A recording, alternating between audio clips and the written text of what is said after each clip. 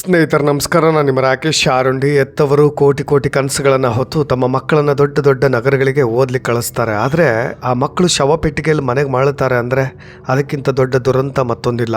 ಉತ್ತರ ಪ್ರದೇಶದ ರಾಜಧಾನಿ ಲಕ್ನೋನ ಅಲಿಗಂಜ್ನಲ್ಲಿ ಸೋಮವಾರ ಮಧ್ಯಾಹ್ನ ನಡೆದಂಥ ಭೀಕರವಾದಂಥ ಅಗ್ನಿ ದುರಂತ ಇಡೀ ದೇಶವನ್ನೇ ಬೆಚ್ಚಿ ಬೀಳಿಸ್ತಾ ಇದೆ. 3 ಅಂತಸ್ತಿನ ವಾಣಿಜ್ಯ ಕಟ್ಟಡದಲ್ಲಿ ನಡೆದಂಥ ಶಾರ್ಟ್ ಸರ್ಕ್ಯೂಟ್ ಕ್ಷಣಾರ್ಧದಲ್ಲೇ ದಗದಗನೆ ಹುರಿದು ಭಸ್ಮವಾಗಿ ಹೋಗಿಬಿಡುತ್ತೆ. ಅಲ್ಲಿ ಓದ್ತಾ ಇದ್ದಂಥ ಬರೋಬ್ಬರಿ 15 ಅಮಾಯಕ ವಿದ್ಯಾರ್ಥಿಗಳು ಆ ದಟ್ಟ ಹೊಗೆಯ ನಡುವೆ ಉಸಿರುಗಟ್ಟಿ ಬೆಂಕಿಗೆ ಆಹುತಿಯಾಗಿದ್ದಾರೆ.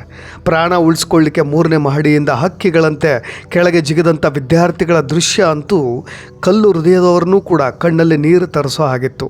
ಹಾಗಾದರೆ ಈ ದುರಂತಕ್ಕೆ ಅಸಲಿ ಕಾರಣ ಏನು? ಕೊನೆ ಕ್ಷಣದಲ್ಲಿ ಅವರು ಪಟ್ಟಂಥ ಪಾಡಿದೆಯಲ್ಲ, ಅದನ್ನು ನೀವು ಕೇಳಲಿಕ್ಕೂ ಕೂಡ ಅಸಾಧ್ಯ. ಆ ಕಟ್ಟಡದಲ್ಲಿ ಕನಿಷ್ಠ ಸುರಕ್ಷತಾ ನಿಯಮಗಳು ಕೂಡ ಇರಲಿಲ್ವಾ ಅನ್ನೋ ಪ್ರಶ್ನೆಗಳು ಕಾಡ್ತಾ ಇರೋದು. ಸ್ನೇಹಿತರೆ, ಸೋಮವಾರ ಮಧ್ಯಾಹ್ನ ಎಂದಿನಂತೆ ಅಲಿಗಂಜ್ನ ಉಷಾ ಮೆಹ್ತಾ ಮಾರ್ಗದಲ್ಲಿದ್ದಂಥ ಆ ಕಟ್ಟಡ ಜನಜಂಗುಳಿಯಿಂದ ಕೂಡಿತ್ತು. ಕೆಳಮಹಡಿಯಲ್ಲಿ ಪೆಟ್ ಶಾಪ್ ಇದೆ, ಮತ್ತೊಂದೆಡೆ ಗೇಮಿಂಗ್ ಝೋನ್ ಇದೆ, ಮೇಲಿನ ಮಹಡಿಯಲ್ಲಿ ಆ್ಯನಿಮೇಷನ್ ಕೋಚಿಂಗ್ ಸೆಂಟರ್ ಇದೆ. ಸುಮಾರು 50ಕ್ಕೂ ಹೆಚ್ಚು ವಿದ್ಯಾರ್ಥಿಗಳು ಆ ಕ್ಲಾಸ್ನಲ್ಲಿದ್ದರು. ಅಷ್ಟರಲ್ಲೇ ಆ ತಳಮಹಡಿಯಲ್ಲಿ ಆದಂಥ ಶಾರ್ಟ್ ಸರ್ಕ್ಯೂಟ್ ಇಡೀ ಕಟ್ಟಡವನ್ನು ಆವರಿಸಿಬಿಡುತ್ತೆ. ಹೊರಗೆ ಬರಲಿಕ್ಕಿದ್ದಂಥ ಒಂದೇ ಒಂದು ಕಿರಿದಾದಂಥ ಮೆಟ್ಟಿಲು ಕೂಡ ಹೊಗೆಯಿಂದ ಮುಚ್ಚಿ ಹೋಗಿಬಿಡುತ್ತೆ. ವಿದ್ಯಾರ್ಥಿಗಳು ಕಿಟಕಿಯಿಂದ ಜಿಗಿಯೋದನ್ನು ಬಿಟ್ಟು ಬೇರೆ ಆಪ್ಷನ್ನೇ ಅವರಿಗಿರಲಿಲ್ಲ. ತನಿಖಾ ಸಂಸ್ಥೆಗಳ ಪ್ರಾಥಮಿಕ ವರದಿಯ ಪ್ರಕಾರ ಅತ್ಯಂತ ಆಘಾತಕಾರಿಯಾದಂಥ ಸತ್ಯಗಳು ಹೊರಗೆ ಬರ್ತಾ ಇರೋದು. 80 ವಿದ್ಯಾರ್ಥಿಗಳ ಸಾಮರ್ಥ್ಯದ ಆ ಆ್ಯನಿಮೇಷನ್ ಸೆಂಟರ್ನಲ್ಲಿ ಕೇವಲ ಒಂದೇ ಒಂದು ಪ್ರವೇಶ ದ್ವಾರ ಮತ್ತು ನಿರ್ಗಮನ ದ್ವಾರ ಇದೆ. ಇಡೀ 3ನೇ ಮಹಡಿಗೆ ಗಾಳಿ ಆಡಲಿಕ್ಕಿದ್ದಂಥ ಕಿಟಕಿಗಳನ್ನು ದೊಡ್ಡ ದೊಡ್ಡ ಫ್ಲೆಕ್ಸು ಬ್ಯಾನರ್ಗಳಿಂದ ಮುಚ್ಚಿಬಿಟ್ಟಿದ್ದಾರೆ ಪಾಪಿಗಳು. ಶಾರ್ಟ್ ಸರ್ಕ್ಯೂಟ್ ಆದಾಗ AC ಮತ್ತು ಆ ಫೈಬರ್ ಶೀಟ್ಗಳು ಹೊತ್ತು ಹುರಿದಿದ್ದರಿಂದಲೇ ಸೈನೆಡ್ನಂಥ ವಿಷಗಾಳಿ ಇಡೀ ಹಾಲ್ನಲ್ಲಿ ತುಂಬಿಕೊಂಡು ಬಿಡುತ್ತೆ. ವಿದ್ಯಾರ್ಥಿಗಳಿಗೆ ಕೇವಲ 3 ನಿಮಿಷಗಳಲ್ಲಿ ಉಸಿರಾಡಲಿಕ್ಕೂ ಕೂಡ ಸಾಧ್ಯವಾಗದ ರೀತಿಯಾಗಿ ವಾತಾವರಣ ನಿರ್ಮಾಣವಾಗಿಬಿಡುತ್ತೆ. ಹಾಗಾಗಿ ಪ್ರಜ್ಞೆ ತಪ್ಪಿ ಅನೇಕರು ಸಾವನ್ನಪ್ತಾರೆ. ಇದು ಕೇವಲ ಅಪಘಾತ ಮಾತ್ರ ಅಲ್ಲ, ಸುರಕ್ಷತೆಯ ಹೆಸರಿನಲ್ಲಿ ನಡೆದಂಥ ಕಗ್ಗೊಲೆ ಅಂತ ಹೇಳ್ಬೋದು. ನೋಡಿ, ಈ 3 ಅಂತಸ್ತಿನ ವಾಣಿಜ್ಯ ಕಟ್ಟಡಕ್ಕೆ ಕೇವಲ 2 ಮಹಡಿಗಳಷ್ಟೇ ಅನುಮತಿ ಇರೋದು. 3ನೇ ಮಹಡಿಯನ್ನು ಸಂಪೂರ್ಣವಾಗಿ ಕಾನೂನು ಬಾಹಿರವಾಗಿಯೇ ನಿರ್ಮಾಣ ಮಾಡಿದ್ದಾರೆ. ಇಷ್ಟೇ ಅಲ್ಲ, ಕಳೆದ ವರ್ಷ ಅಗ್ನಿಶಾಮಕ ಇಲಾಖೆ ನೋಟಿಸ್ ಕೂಡ ಕೊಟ್ಟರು. ಭ್ರಷ್ಟ ಅಧಿಕಾರಿಗಳಿಗೆ ಲಂಚವನ್ನು ಕೊಟ್ಟು ಆ ಮಾಲೀಕ ನೋಟಿಸನ್ನು ಮೂಲೆ ಗುಂಪಿಗೆ ತಳ್ಳಿಬಿಟ್ಟಿದ್ದಾನೆ. ಇಂದು ಆ ಭ್ರಷ್ಟಾಚಾರದ ಕಪ್ಪು ಹಣಕ್ಕೆ 15 ವಿದ್ಯಾರ್ಥಿಗಳ ಭವಿಷ್ಯ ಕೂಡ ಬಲಿಯಾಗಿರೋದು. ಸ್ನೇಹಿತರೆ, ನಾನು ಒಂದು ಪ್ರಶ್ನೆನ ಇಲ್ಲಿ ಕೇಳಲೇಬೇಕು. ಯಾಕೆಂದರೆ ಪ್ರತಿ ಬಾರಿ ದುರಂತ ನಡೆದಾಗಲೂ ಕೂಡ ಮಾಲೀಕನನ್ನು ಬಂಧನ ಮಾಡಲಾಗತ್ತೆ. ಆದರೆ ಕಾನೂನು ಬಾಹಿರವಾಗಿ ಕಟ್ಟಡವನ್ನು ಕಟ್ಟಲಿಕ್ಕೆ ಬಿಟ್ಟಂಥ NOC ಇಲ್ಲದಿದ್ದರೂ ಕೂಡ ಕಣ್ಣು ಮುಚ್ಚಿ ಕುಳಿತಂಥ ಮುನ್ಸಿಪಲ್ ಅಧಿಕಾರಿಗಳ ವಿರುದ್ಧ ಮೊದಲು ಕಠಿಣ ಕ್ರಮಗಳನ್ನು ತೆಗೆದುಕೊಳ್ಳಬೇಕು ಅನ್ನೋದೇ ನನ್ನ ಪ್ರಶ್ನೆ. ನಮ್ಮ ವ್ಯವಸ್ಥೆಗಳಲ್ಲಿ ಕಟ್ಟಡ ನಿಯಮಾವಳಿಗಳು ಕಾಗದದ ಮೇಲಷ್ಟೇ ಇದ್ದಾವೆ ಅನ್ನೋದು ಸತ್ಯ.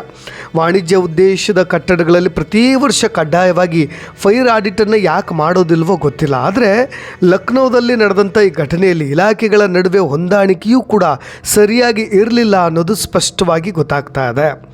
ಸ್ನೇಹಿತರೆ, ಅಲ್ಲಿನ ಭಯಾನಕ ಸಂಗತಿಗಳ ಬಗ್ಗೆ ಒಂದಿಷ್ಟು ವಿವರಗಳನ್ನು ಕೊಡ್ತಾ ಹೋಗ್ತೀನಿ. ನೀವು ಸೋಷಿಯಲ್ ಮೀಡಿಯಾದಲ್ಲಿ ನೋಡಿರ್ತೀರ ಅನೇಕ ವೈರಲ್ ಆಗಿರ್ತಕ್ಕಂಥ ವಿಡಿಯೋಗಳನ್ನು. ಅಲ್ಲಿನ ಭೀಕರತೆ ಯಾವ ಮಟ್ಟಿಗಿತ್ತು ಅನ್ನೋದನ್ನು ಕಣ್ಣಿಗೆ ಕಟ್ಟುವ ಹಾಗೆ ತೋರಿಸ್ತಾ ಇದೆ. ವಿದ್ಯಾರ್ಥಿಯೊಬ್ಬ ಕಿಟಕಿಯ ಅಂಚನ್ನು ಗಟ್ಟಿಯಾಗಿ ಹಿಡಿದು ನೇತಾಡ್ತಾ ಇದ್ದಾನೆ. ಕೊನೆಗೆ ಆತನಿಗೆ ಹಿಡಿತ ಕೂಡ ಸಿಗೋದಿಲ್ಲ. ಅದನ್ನು ಸಾಧ್ಯವಾದಷ್ಟು ಹಿಡ್ಕೊಂಬಿಟ್ಟ ಅವನು. ಆದರೆ ಸಾಧ್ಯವೇ ಆಗ್ತಾಯಿಲ್ಲ ಇನ್ನು ಮುಂದೆ ಅಂತ ಅಂದಾಗ ಆ ಹಿಡಿತ ಸಿಗದೆ ಕೈ ಜಾರಿಬಿಡುತ್ತೆ. ಅದು ಕಳ್ಳು ಹಿಂಡುವಂಥ ದೃಶ್ಯ. ಅದು ಯಾವ ರೀತಿಯಾಗಿದೆ ಅಂದರೆ, ಆತ ಕೆಳಗೆ ಬೀಳಬೇಕಾದ್ರೆ ರಸ್ತೆ ಬದಿಯ ತೀಕ್ಷ್ಣವಾದಂಥ ಕಬ್ಬಿಣದ ಬೇಲಿಗೆ ಅಪ್ಪಳಿಸಿ ನೆಲಕ್ಕೆ ಬೀಳ್ತಾನೆ. ಇನ್ನು ಕಟ್ಟಡದ ಮೊದಲ ಹಾಗೂ ಮೇಲಿನ ಮಹಡಿಗಳಿಂದ ಸುಮಾರು 7ರಿಂದ 8 ವಿದ್ಯಾರ್ಥಿಗಳು ಕೆಳಗೆ ಜಿಗಿತಾರೆ. ಆದರೆ ಕೆಳಗೆ ಯಾವುದೇ ರಕ್ಷಣಾತ್ಮಕ ಕವಚ ಇಲ್ಲದೆ ಇರೋದ್ರಿಂದ ಅವರು ನೇರವಾಗಿ ಕಾಂಕ್ರೀಟ್ ರಸ್ತೆ ಮತ್ತು ಕಬ್ಬಿಣದ ಕಂಬಗಳ ಮೇಲೆ ಬೀಳ್ತಾರೆ. ಮೇಲಿಂದ ಜಿಗಿದ ರಭಸಕ್ಕೆ ವಿದ್ಯಾರ್ಥಿಗಳ ಕೈ ಕಾಲುಗಳು ಮೂಳೆಗಳು ಎಲ್ಲವೂ ಕೂಡ ಮುರಿದು ಹೋಗಿಬಿಡ್ತವೆ. ಹಲವರಿಗೆ ತಲೆ ಮತ್ತು ಬೆನ್ನುಮೂಳೆಗೆ ದೊಡ್ಡ ಪೆಟ್ಟು ಬೀಳುತ್ತೆ. ಸದ್ಯ ಅವ್ರನ್ನ ಲಕ್ನೋನ KGMU ಟ್ರೋಮಾ ಸೆಂಟರ್ ಆಸ್ಪತ್ರೆಗೆ ದಾಖಲು ಮಾಡಿ ತುರ್ತು ಚಿಕಿತ್ಸೆಯನ್ನು ಕೊಡಲಾಗ್ತಾ ಇದೆ. ಇನ್ನೂ ಭೀಕರತೆ ಅಂದರೆ, ಕಟ್ಟಡದ ಒಳಗಿನಿಂದ ಮಕ್ಕಳು ಬಚಾವೋ ಬಚಾವೋ ಅಂತ ಕಿರ್ಚಾಡ್ತಾಯಿದ್ರು. ಸ್ಥಳೀಯರು ಓಡಿ ಬರ್ತಾರೆ. ಮೇಲಿಂದ ಬೀಳೋ ಮಕ್ಕಳನ್ನು ಹಿಡಿಲಿಕ್ಕೆ ಕೆಲವೊಬ್ಬರಂತೂ ರಸ್ತೆಯಲ್ಲಿದ್ದಂಥ ಹಾಸಿಗೆಗಳು ಬಟ್ಟೆಗಳನ್ನು ಹಿಡಿದು ಏನೇನೋ ಸಾಹಸ ಮಾಡಲಿಕ್ಕೆ ಮುಂದಾಗ್ತಾರೆ. ಆದರೆ ಆ ಒಂದು ಅಗ್ನಿಯ ತೀವ್ರತೆ ಯಾವ ಮಟ್ಟಿಗಿತ್ತು ಅಂದರೆ, ವಿದ್ಯಾರ್ಥಿಗಳು ಬಿದ್ದ ವೇಗ ಹೆಚ್ಚಾಗಿದ್ದರಿಂದ ಎಲ್ಲರೂ ಕೂಡ ಸುರಕ್ಷಿತವಾಗಿ ಹಿಡಿದುಕೊಳ್ಳಿಕ್ಕೂ ಕೂಡ ಸಾಧ್ಯವಾಗಲಿಲ್ಲ. ಇನ್ನು ಕಟ್ಟಡದ ನೆಲಮಹಡಿಯಲ್ಲಿ ಕಾರ್ಯನಿರ್ವಹಿಸ್ತಾ ಇದ್ದಂಥ ಸಾಕು ಪ್ರಾಣಿ ಪೆಟ್ ಶಾಪ್, ಅದು ಕೂಡ ಚಿಕಿತ್ಸಾಲಯದಲ್ಲಿದ್ದಂಥ ಕೆಲವು ಪ್ರಾಣಿಗಳು ಕೂಡ ಬೆಂಕಿಗೆ ಆಹುತಿಯಾಗಿ ತಮ್ಮ ಪ್ರಾಣವನ್ನು ಕಳೆದುಕೊಳ್ತವೆ. ನೋಡಿ, ಇಡೀ ಅಗ್ನಿ ವೇಗವಾಗಿ ಹರಡಿ ಇಡೀ ಅಜಾರವನ್ನು ಕಪ್ಪು ಹೊಗೆ ಆವರಿಸೋ ಹಾಗೆ ಮಾಡಿಬಿಡುತ್ತೆ. ದಾರಿ ಕಾಣದಂಥ ಹಲವು ವಿದ್ಯಾರ್ಥಿಗಳು ಪ್ರಾಣ ಉಳಿಸ್ಕೊಳ್ಳಿಕ್ಕೆ ಶೌಚಾಲಯದ ಹೊಳಗೆ ಕೂತ್ಕೊಂಡು ಕದ ಮುಚ್ಕೊಂಡು ಕೂತ್ಕೊಳ್ತಾರೆ. ಕಟ್ಟಡದಲ್ಲಿ ಯಾವುದೇ ಒಂದು ಸಿಂಗಲ್ ವೆಂಟಿಲೇಷನ್ ಕೂಡ ಇಲ್ಲದೆ ಇರೋದ್ರಿಂದ AC ಡಕ್ಟ್ ಇದೆಯಲ್ಲ, ಅದ್ರ ಮುಖಾಂತರವಾಗಿ ಹೊರಹೊಮ್ಮಿದಂಥ ಕಾರ್ಬನ್ ಮಾನಾಕ್ಸೈಡ್ನಂಥ ಕಡು ವಿಷ ಗಾಳಿ ಶೌಚಾಲಯದ ಒಳಗೂ ಕೂಡ ನುಗ್ಗಿಬಿಡುತ್ತೆ. ಹೀಗಾಗಿ 80% ಹೆಚ್ಚು ವಿದ್ಯಾರ್ಥಿಗಳು ಆ ಅಗ್ನಿಯಿಂದ ಸುಟ್ಟು ಸಾಯುವ ಮುನ್ನವೇ ಉಸಿರುಗಟ್ಟಿ ಅಲ್ಲೇ ಶವವಾಗಿ ಹೋಗಿಬಿಡ್ತಾರೆ. ಕಿಟಕಿಯಿಂದ ಜಿಗಿದಂಥ ವಿದ್ಯಾರ್ಥಿಗಳ ಪೈಕಿ ಒಬ್ಬ ಯುವಕ ಪ್ರಾಣ ಉಳಿಸ್ಕೊಳ್ಳಿಕ್ಕೆ ಮೊದಲ ಮಹಡಿಯಿಂದ ಕೆಳಗೆ ಧುಮುಕ್ತಾನೆ. ಆದರೆ ಆತ ನೇರವಾಗಿ ಆ ರಸ್ತೆ ಬದಿಯಲ್ಲಿದ್ದಂತಹ ಮೆಟಲ್ ಫೆನ್ಸ್ಗಳಿರ್ತಾವಲ್ಲ, ಕಬ್ಬಿಣದ ರೇಲಿಂಗ್ ಗ್ರಿಲ್ ಅಂತ ಹೇಳಿ ಕರಿತೀವಿ, ಅದ್ರ ಮೇಲೆ ನೇರವಾಗಿ ಬಿದ್ದುಬಿಡ್ತಾನೆ. ಕಬ್ಬಿಣದ ಸಲಾಕೆಗಳು ದೇಹಕ್ಕೆ ಚುಚ್ಚಿ ಆತ ತನ್ನ ಪ್ರಾಣವನ್ನು ಕಳೆದುಕೊಳ್ತಾನೆ. ಇದು ಬಹಳ ದೊಡ್ಡ ಭೀಕರವಾದಂಥ ದುರಂತ ಅಂತ ಹೇಳ್ಬೋದು. ತನಿಖೆಯ ವೇಳೆ ಬಯಲಾದಂಥ ಆಘಾತಕಾರಿಯಾದಂಥ ವಿಷಯಗಳನ್ನು ಹೇಳ್ತಾ ಇದ್ದೀನಿ, ಯಾಕೆಂದರೆ OPLS ಅಧಿಕಾರಿಗಳಿರ್ತಾರೆ ಅನ್ನೋದಕ್ಕೆ ನಾನು ಈ ಮಾತನ್ನು ಹೇಳ್ತಾ ಇರೋದು. ಈ ಕಟ್ಟಡ ಸಂಪೂರ್ಣವಾಗಿ ಕಾನೂನು ಬಾಹಿರವಾಗಿ ನಿರ್ಮಾಣಗೊಂಡಿರೋದು. 2016 ಈ ಕಟ್ಟಡವನ್ನು ಧ್ವಂಸಗೊಳಿಸಲಿಕ್ಕೆ ಆದೇಶ ಕೂಡ ಬಂದಿದೆ. ಆದರೆ ಭ್ರಷ್ಟ ಅಧಿಕಾರಿಗಳು ಕೇವಲ 2 ತಿಂಗಳಲ್ಲಿ ಈ ಆದೇಶವನ್ನು ರದ್ದುಗೊಳಿಸಿದ್ದಾರೆ. ಇಷ್ಟು ದೊಡ್ಡ ಸಾವಿನ ಕೋಣೆ ಕಾರ್ಯಾಚರಣೆ ನಡೆಸಲಿಕ್ಕೆ ಬಿಟ್ಟುಬಿಟ್ಟಿದ್ದಾರೆ. ಈ ಘಟನೆ ಸಂಬಂಧಪಟ್ಟ ಹಾಗೆ ಪೊಲೀಸರು ತಕ್ಷಣವೇ ಕಾರ್ಯಪ್ರವೃತ್ತರಾಗಿದ್ದು ಕಟ್ಟಡದ ಮಾಲೀಕರು ಮತ್ತು ವ್ಯವಸ್ಥಾಪಕರು ಸೇರಿದಂತೆ 4 ಜನ ಆರೋಪಿಗಳನ್ನು, ರಾಮಕೃಷ್ಣ ಉಪಾಧ್ಯಾಯ, ವೀರೇಂದ್ರ ಪ್ರಸಾದ್ ಶುಕ್ಲಾ ಸೇರಿದಂತೆ ಇನ್ನು 2 ಕೂಡ ಈಗಾಗಲೇ ಬಂಧನ ಮಾಡಿದ್ದಾರೆ. ನಿಯಮ ಬಾಹಿರವಾಗಿ ಕಟ್ಟಡಕ್ಕೆ ಅನುಮತಿ ಕೊಟ್ಟಂತಹ ಮತ್ತು ನಿರ್ಲಕ್ಷ್ಯ ವಹಿಸಿದಂಥ 4 ಉನ್ನತ ಮಟ್ಟದ ಸರ್ಕಾರಿ ಅಧಿಕಾರಿಗಳನ್ನು CM ಯೋಗಿ ಆದಿತ್ಯನಾಥ್ರವರು ತಕ್ಷಣ ಸಸ್ಪೆಂಡ್ ಕೂಡ ಮಾಡಿದ್ದಾರೆ. ವೀಕ್ಷಕರೇ, ಈ ಲಕ್ನೋದ ಈ ಘಟನೆ ಕೇವಲ ಒಂದು ಆಕಸ್ಮಿಕ ಅಗ್ನಿ ದುರಂತ ಅಲ್ಲ. ಇದು ನಮ್ಮ ಕಣ್ಣೆದುರೆ ನಮ್ಮದೇ ವ್ಯವಸ್ಥೆ ನಡೆಸಿದಂಥ ಹಸಿ ನರಮೇಧ ಅಂದರೆ ತಪ್ಪಾಗಲಿಕ್ಕಿಲ್ಲ. 15 ಅಮಾಯಕ ವಿದ್ಯಾರ್ಥಿಗಳು ಈ ಜ್ವಾಲೆಯಲ್ಲಿ ಬೆಂದು ಹೋದರು, ಉಸಿರುಗಟ್ಟಿ ಶೌಚಾಲಯದ ಒಳಗೆ ಹೆಣವಾದರು. ಆದರೆ ಅದಕ್ಕೆ ಕಾರಣ ಶಾರ್ಟ್ ಸರ್ಕ್ಯೂಟ್ ಮಾತ್ರವಲ್ಲ, ಈ ದೇಶದ ಭ್ರಷ್ಟ ವ್ಯವಸ್ಥೆ. ಹಣದ ದುರಾಸೆಗೆ ಬಿದ್ದು ಸಾವಿನ ಕೋಣೆಗಳನ್ನು ಕಟ್ಟತಕ್ಕಂಥ ಮಾಲೀಕರು ಒಂದು ಕಡೆ ಆದರೆ, ಕಂತೆ ನೋಟುಗಳಿಗೆ ಆಸೆ ಬಿದ್ದು ಕಣ್ಣು ಮುಚ್ಚಿ ಕೂರ್ತಕ್ಕಂಥ ಮುನ್ಸಿಪಾಲಿಟಿ, ಅಗ್ನಿಶಾಮಕ ಇಲಾಖೆ ಅಧಿಕಾರಿಗಳು ಮತ್ತೊಂದು ಕಡೆ. ಇವರಿಬ್ಬರ ಮೈತ್ರಿಯೇ ಇವತ್ತು ಈ ದೇಶದ ಈ ಥರದ ಯುವ ಸಮೂಹವನ್ನು ಬಲಿ ಪಡಿತಾ ಇರ್ತಕ್ಕಂಥ ಅಸಲಿ ಡೆತ್ ಟ್ರ್ಯಾಪ್ ಅಂದರೆ ತಪ್ಪಾಗೋದಿಲ್ಲ. 2016 ಧ್ವಂಸಗೊಳಿಸಲಿಕ್ಕೆ ಆದೇಶವಿದ್ದಂಥ ಕಟ್ಟಡ ಬರೋಬ್ಬರಿ 10 ವರ್ಷಗಳ ಕಾಲ ರಾಜಾರೋಷವಾಗಿ ಹೇಗೆ ತಲೆ ಎತ್ತು ನಿಂತ್ಕೊಳ್ತು.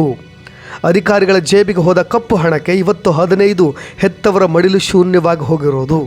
ದುರಂತ ನಡೆದಾಗ ಬುಲ್ಡೋಜರ್ ತರ್ತೀರಿ, 2 ಅಧಿಕಾರಿಗಳನ್ನ ಅಮಾನತು ಮಾಡ್ತೀರಿ, ಲಕ್ಷ ಪರಿಹಾರ ಘೋಷಣೆ ಮಾಡ್ತೀರಿ. ಆದರೆ ಹೆತ್ತವರ ಕರುಳಿನ ಆಕ್ರಂದನಕ್ಕೆ ನಿಮ್ಮ ಬಳಿ ಉತ್ತರ ಇದೆಯಾ? ಹೋದ ಜೀವಗಳನ್ನು ಮರಳಿ ತರಲಿಕ್ಕೆ ಸಾಧ್ಯ ಇದೆಯಾ? ಇದು ಪ್ರಶ್ನೆಗಳು ಉಳಿಯೋದು. ಇನ್ನಾದರೂ ಈ ಲಂಚದ ವ್ಯವಸ್ಥೆಗೆ ಬೆಂಕಿ ಬೀಳಬೇಕಾಗಿದೆ. ಯಾಕೆಂದರೆ ನಿಯಮ ಉಲ್ಲಂಘಿಸ್ತಕ್ಕಂಥ ಪ್ರತಿಯೊಂದು ಕಟ್ಟಡ, ಕೋಚಿಂಗ್ ಸೆಂಟರ್ಗಳ ವಿರುದ್ಧ ಕೇವಲ ನೋಟಿಸ್ ಅಲ್ಲ, ಕ್ರಿಮಿನಲ್ ಮೊಕದ್ದಮೆಯನ್ನು ಹಾಕ್ರಿ. ಆಗ ಮಾತ್ರ ಇಂಥ ಸಾವಿನ ಸಂತೆಗಳಿಗೆ ಬ್ರೇಕ್ ಬೀಳಕ್ಕೆ ಸಾಧ್ಯ. ಇನ್ನು ಮುಂದೆ ಯಾವೊಬ್ಬ ತಾಯಿಯೂ ಕೂಡ ತನ್ನ ಮಗುವಿನ ಶವಪೆಟ್ಟಿಗೆಯನ್ನು ನೋಡುವ ಸ್ಥಿತಿ ಬಾರದು. ಆ ರೀತಿಯಾದಂಥ ಸ್ಥಿತಿ ಬರಬಾರ್ದು ಅನ್ನೋದನ್ನೇ ನಾನು ಹೇಳ್ತಾ ಇರೋದು. ದುರಂತ ಸಂಭವಿಸಿದಾಗ ತನಿಖೆಗಳು ನಡೀತವೆ, ಸಮಿತಿಗಳ ರಚನೆ ಆಗುತ್ತೆ, ಪರಿಹಾರ ಧನ ಸಿಗುತ್ತೆ. ಆದರೆ ಹೋದ ಜೀವಗಳು ಮಾತ್ರ ಮರಳಿ ಬರೋದಿಲ್ಲ. ಅದನ್ನು ಅರ್ಥ ಮಾಡ್ಕೊಳ್ಬೇಕಾಗತ್ತೆ. ಲಕ್ನೋದ ಈ ಘಟನೆ ದೇಶದ ಪ್ರತಿಯೊಂದು ಕೋಚಿಂಗ್ ಸೆಂಟರ್ ಮತ್ತು ವಾಣಿಜ್ಯ ಸಂಸ್ಥೆಗಳಿಗೆ ಒಂದು ಎಚ್ಚರಿಕೆ ಆಗಬೇಕು, ಎಚ್ಚರಿಕೆ ಗಂಟೆ ಆಗಬೇಕು. ಕಟ್ಟುನಿಟ್ಟಿನ ನಿಯಮಗಳನ್ನು ಪಾಲಿಸದೇ ಇದ್ದರೆ ಪ್ರತಿ ನಗರಗಳಲ್ಲೂ ಇಂಥ ಸಾವಿನ ಕೋಣೆಗಳು ಸೃಷ್ಟಿ ಆಗ್ತಾನೆ ಇರ್ತವೆ.